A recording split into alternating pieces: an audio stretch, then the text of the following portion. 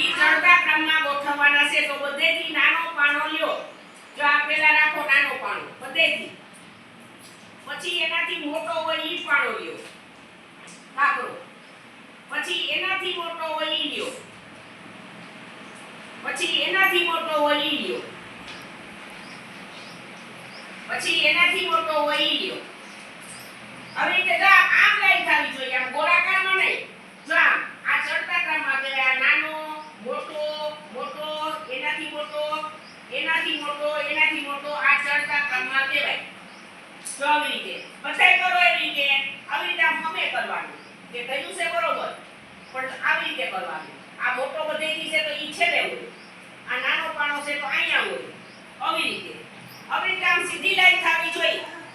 ચડતા ક્રમમાં આને કહેવાય. કોને કહેવાય? હવે જો ઉતરતા ક્રમમાં તો આવી રીતે હાલો ઉતરતા ક્રમમાં ગોઠવો. ઉતરતા ક્રમમાં ગોઠવો બધાય. તો જો આ પેલા નાનો મોટો પાણો, પછી નાનો, આવી રીતે ઉતરતા ક્રમમાં. તો આમ ફેરવી નાખવાનું. આમ ફેરવી નાખો એટલે આ ઉતરતો ક્રમ થયો.